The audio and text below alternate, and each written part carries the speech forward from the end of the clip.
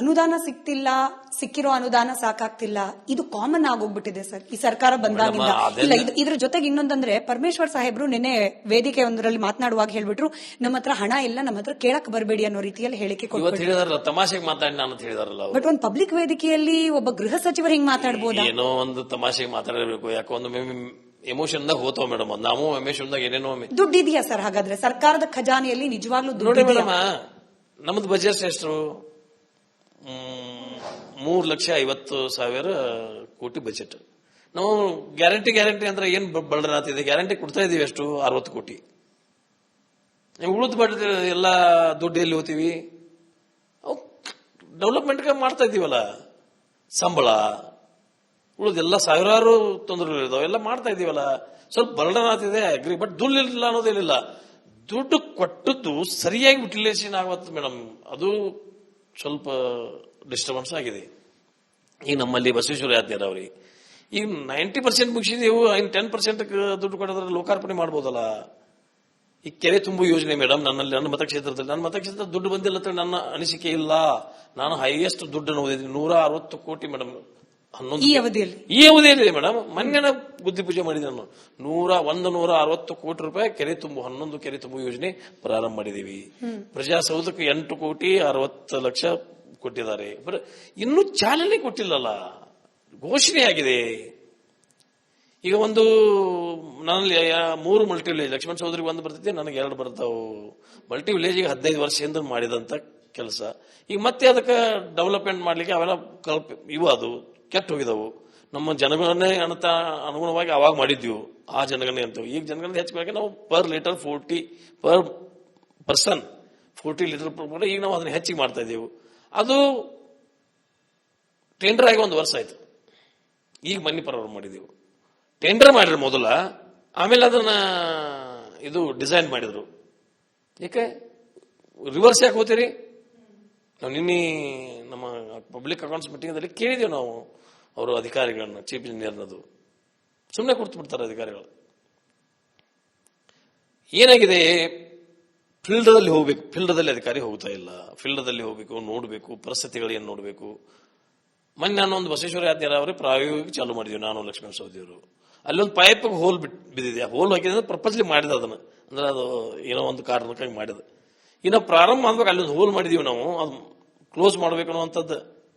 ಅಲ್ಲಿ ನೀರು ರಾತ್ರಿ ಮಧ್ಯದ 12 ಗಂಟೆಗೆ ನೀರು ಎದ್ದು 1 ದಿವಸ ವಿಳಂಬ ಆಯ್ತು. ಇದು ಕಾರಣೀಭೂತರು ಯಾರು? ಅಧಿಕಾರಿಗಳು. ನಾನು ನೋಡಕ್ ಸಾಧ್ಯತೆ ಏನ್ರದ? ಇಂಜಿನಿಯರ್ ಎದಕ್ಕೆ ಇರ್ತಾರೆ ಇಲ್ಲಿ? ಚೀಫ್ ಇಂಜಿನಿಯರ್ ಎದಕ್ಕೆ ಇರ್ತಾರೋ? ಎಜುಕೇಟಿವ್ ಇಂಜಿನಿಯರ್ ಯಾರು ಇರ್ತಾರೋ? AWಗಳು ಯಾರು ಇರ್ತಾರೋ? ಜೂನಿಯರ್. ಈ ಅಧಿಕಾರಿಗಳ ಈ ಜಡ ಮನಸ್ಥಿತಿ ಈ ಸರ್ಕಾರದಲ್ಲಿ ಮಾತ್ರನಾ, ಹಿಂದಿನ ಸರ್ಕಾರದಲ್ಲಿ ಇತ್ತ, ಅಥವಾ ಈ ಸರ್ಕಾರ ಬಂದ್ಮೇಲೆ ಹೆಚ್ಚಾಗಿದೆಯಾ ಅಂತ? ಒಂದ್ ಸ್ವಲ್ಪ ಹೆಚ್ಚಾಗಿದೆ ಅಂತ ನನ್ನ ಅನಿಸಿಕೆ ಮೇಡಮ್. ಈ ಬಾರಿ ಕಾಂಗ್ರೆಸ್ ಸರ್ಕಾರ ಬಂದ ಹೆಚ್ಚಾಗಿದೆ.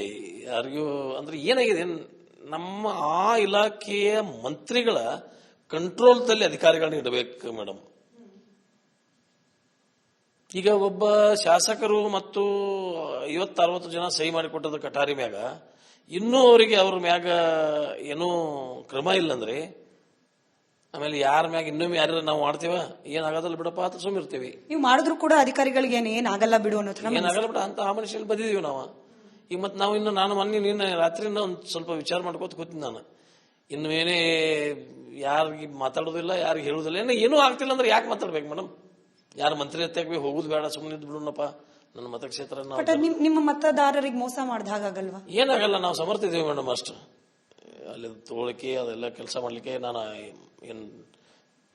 ಏನು ಹೊಸವಾಗಿಲ್ಲ. ನಾನು 30-40 ವರ್ಷದಿಂದ ಜನರ ನಾಡ ಮಿಡತೆಗಳನ್ನು ನೋಡಿದೀನಿ. ಜನ ನಮಗೆ ಮತ್ತೆ 5 ಸಲ ಆರಿಸ್ಬಿಟ್ಟಿದಾರಲ್ಲ ಮೇಡಮ್. ನಮ್ಗೆ ಜನ ಪ್ರೀತಿ ವಿಶ್ವಾಸ ಇಲ್ಲದ ಆರಿಸ್ಬಿಡ್ತಾರೋ? ಸಾಧ್ಯ ಇಲ್ಲ. ಉಪಮುಖ್ಯಮಂತ್ರಿ ಜನರು ಪ್ರೀತಿ ವಿಶ್ವಾಸ ಗಳಿಸಿದೀವಿ. ಉಪಮುಖ್ಯಮಂತ್ರಿಗಳಾದ DK ಶಿವಕುಮಾರ್ ಅವರು ನಿಮ್ ವಿಚಾರಕ್ಕೆ ಪ್ರತಿಕ್ರಿಯೆ ನೀಡುವಾಗ ನನಗೆ ಗೊತ್ತೇ ಇಲ್ಲ ಏನು ಅಂತ ಹೇಳ್ಬಿಟ್ರು. ನನಗೇನು ಅವ್ರಿಗೇನು ಅಸಮಾಧಾನ ಗೊತ್ತಿಲ್ಲ, ಏನ್ ತೊಂದರೆ ಆಗ್ತಿದೆ ಗೊತ್ತಿಲ್ಲ, ನನಗೇನೂ ಗೊತ್ತಿಲ್ಲ ಅಂತ ಹೇಳ್ಬಿಟ್ರು. ಸರಿ, ನನಗೇನು ಗೊತ್ತಿಲ್ಲ ಅನ್ನೋ ಸ್ಟೇಟ್ಮೆಂಟ್ ಕಾಂಗ್ರೆಸ್ ಸರ್ಕಾರದ ಅನೇಕ ಸಚಿವರ ಬಾಯಲ್ಲಿ ಬರ್ತಾ ಇದೆ. ಮೇಡಮ್, ನಾನು ಅವ್ರ ತಿರ್ನ ಹೋಗಿ 10 ಸಲ ಹೋಗಿ, ಸರ್ ನಮ್ಮ ಬಸವೇಶ್ವರ ಯಾದಗಿರಿ ಅವರಿಗೆ ದುಡ್ಡು ಕೊಡ್ರಿ, ದುಡ್ಡು ಕೊಡದೆ ಅದು ಪ್ರಾರಂಭ ಮಾಡ್ಲಿಕ್ಕೆ ಆಗೋದಲ್ಲ, ಅಸಹಾಯಕತೆ ಹೇಳಿದೀನಿ. ಮತ್ತೆ ಅವ್ರಿಗೆ ಗೊತ್ತಿಲ್ಲ ಅಂತ ಹೇಳಿದ ಬಳಿಕ ನಾ ಏನ್ ಮಾಡ್ಲಿಕ್ಕೆ ಆದದ್ದು ಮೇಡಮ್? ಸಾರಿ. ಅನುದಾನ ಸಿಕ್ತಿಲ್ಲ, ಸಿಕ್ಕಿರೋ ಅನುದಾನ ಸಾಕಾಗ್ತಿಲ್ಲ, ಇದು ಕಾಮನ್ ಆಗೋಗ್ಬಿಟ್ಟಿದೆ ಸರ್ ಈ ಸರ್ಕಾರ ಬಂದಾಗಿಂದ.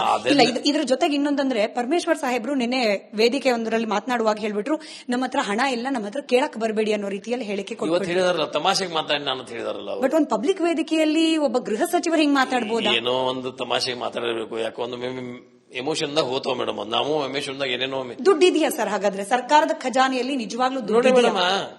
ನಮ್ದು ಬಜೆಟ್ ಎಷ್ಟು? 3,50,000 ಕೋಟಿ ಬಜೆಟ್. ನಾವು ಗ್ಯಾರಂಟಿ ಅಂದ್ರೆ ಏನ್ ಬಳ್ಳನಾತಿದೆ? ಗ್ಯಾರಂಟಿ ಕೊಡ್ತಾ ಇದೀವಿ ಎಷ್ಟು? 60 ಕೋಟಿ.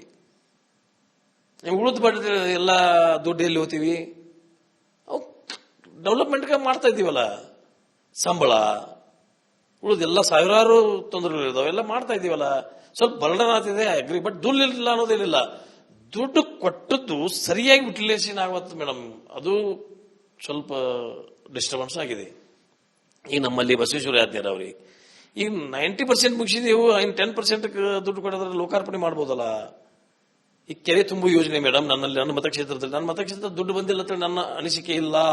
ನಾನು ಹೈಯೆಸ್ಟ್ ದುಡ್ಡನ್ನು ಓದಿದ್ದೀನಿ, 160 ಕೋಟಿ ಮೇಡಮ್.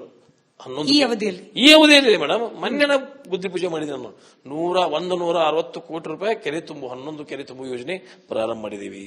ಪ್ರಜಾಸೌಧಕ್ಕೆ 8,60,00,000 ಕೊಟ್ಟಿದ್ದಾರೆ. ಇನ್ನೂ ಚಾಲನೆ ಕೊಟ್ಟಿಲ್ಲಲ್ಲ, ಘೋಷಣೆ ಆಗಿದೆ.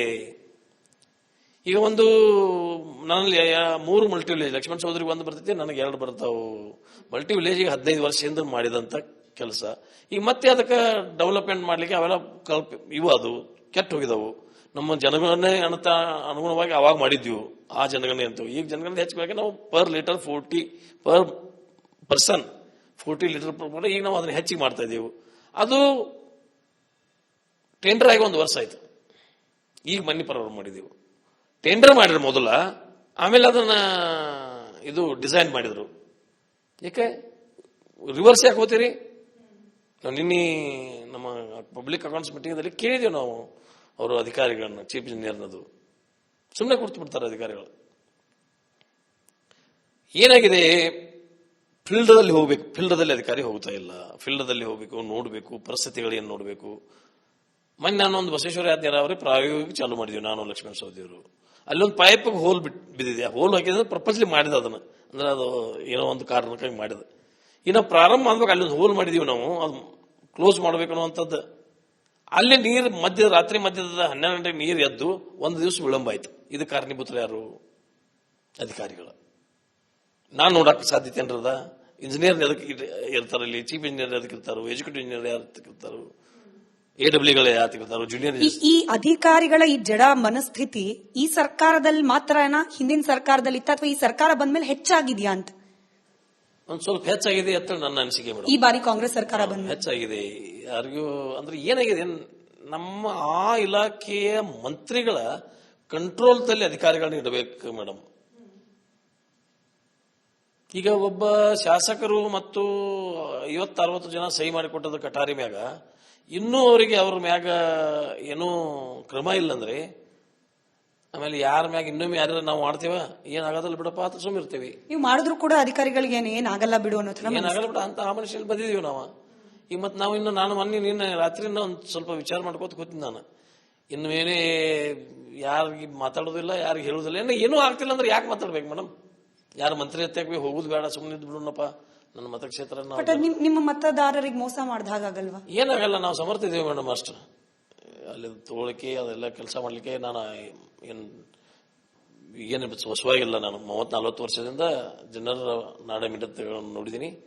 ಜನ ನಮಗೆ ಮತ್ತೆ 5 ಸಲ ಆಚಿಬಿಟ್ಟಿದಾರಲ್ಲ ಮೇಡಮ್. ನಮ್ಗೆ ಜನ ಪ್ರೀತಿ ವಿಶ್ವಾಸ ಇಲ್ಲದ ಆಚಿಬಿಡ್ತಾರೋ? ಸಾಧ್ಯ ಇಲ್ಲ. ಉಪಮುಖ್ಯಮಂತ್ರಿ ಜನರು ಪ್ರೀತಿ ವಿಶ್ವಾಸ ಗಳಿಸಿದೀವಿ. ಉಪಮುಖ್ಯಮಂತ್ರಿಗಳಾದ DK ಶಿವಕುಮಾರ್ ಅವರು ನಿಮ್ ವಿಚಾರಕ್ಕೆ ಪ್ರತಿಕ್ರಿಯೆ ನೀಡುವಾಗ ನನಗೆ ಗೊತ್ತೇ ಇಲ್ಲ ಏನು ಅಂತ ಹೇಳ್ಬಿಟ್ರು. ನನಗೇನು ಅವ್ರಿಗೇನು ಅಸಮಾಧಾನ ಗೊತ್ತಿಲ್ಲ, ಏನ್ ತೊಂದರೆ ಆಗ್ತಿದೆ ಗೊತ್ತಿಲ್ಲ, ನನಗೇನೂ ಗೊತ್ತಿಲ್ಲ ಅಂತ ಹೇಳ್ಬಿಟ್ರು.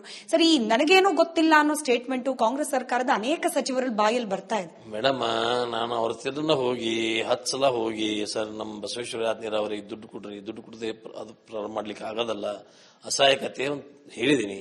ಮತ್ತೆ ಅವ್ರಿಗೆ ಗೊತ್ತಿಲ್ಲ ಅಂತ ಹೇಳಿದ ಬಳಿಕ ನಾ ಏನ್ ಮಾಡ್ಲಿಕ್ಕೆ ಆದದ್ದು ಮೇಡಮ್? ಸಾರಿ.